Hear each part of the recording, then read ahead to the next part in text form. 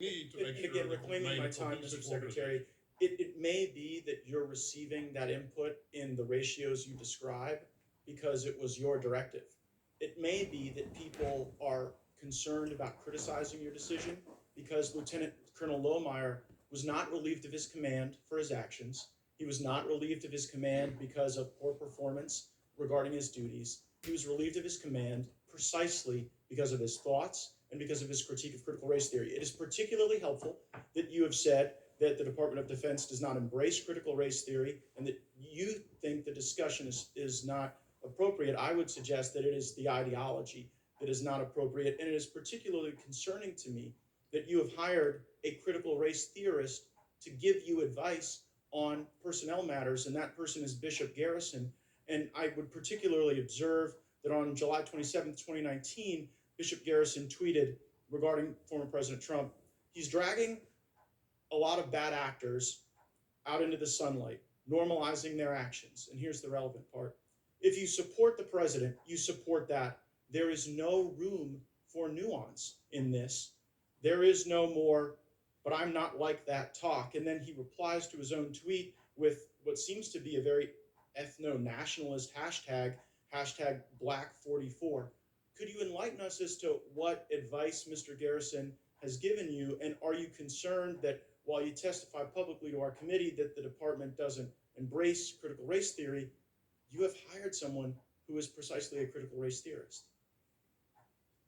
This is the first I've ever heard Mr. Garrison be described as a critical race theorist. So this is new. I'm sure did you that he review his would. tweets before you hired him personally? Pardon me? Did you review his tweets before you hired him? I did not personally review his tweets. I would just ask that maybe that be helpful. Is there anything you can share in just these final seconds regarding any advice he's given you? Let me just share one other thing that you brought up, Congressman, about the input that comes to me. You know, I trust my leadership from top to bottom that they will give me fair and balanced and unvarnished input. And for you to say that people are telling me what they want to hear, what I want to hear, I get it. But I'm smart enough to know That does happen.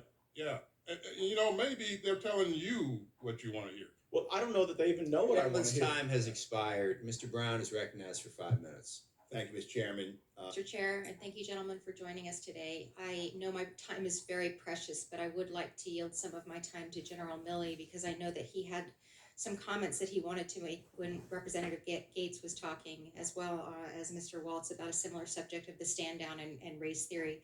Would you like a minute or so to comment on that? Do you remember what your line of questioning or thought was there? Sure. First of all, on the issue of critical race theory, etc., I'll obviously have to get much smarter on whatever the theory is. But I do think it's important, actually, for those of us in uniform to be open-minded and be widely read. And the United States Military Academy is a university. And it is important that we train and we understand.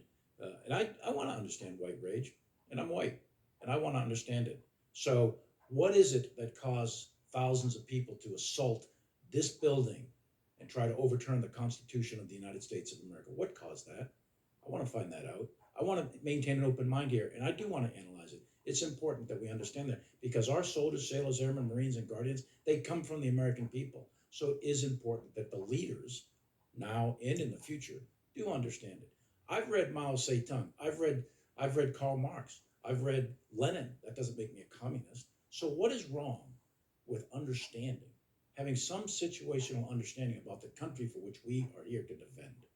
And I personally find it offensive that we are accusing the United States military, our general officers, our commissioned, non-commissioned officers, of being, quote, woke or something else because we're studying some theories that are out there. That was started at Harvard Law School years ago, and it proposed that there were laws in the United States, antebellum laws prior to the Civil War, that led to a power differential with African Americans that were 3/4 of a human being when this country was formed. And then we had a Civil War and Emancipation Proclamation to change it. And we brought it up to the Civil Rights Act in 1964. It took another 100 years to change that. So look, I do want to know. And I respect your service, and you and I are both Green Berets. But I want to know. And it matters to our military and the discipline and cohesion of this military. And I thank you for the opportunity to make a comment on that. Thank you, General.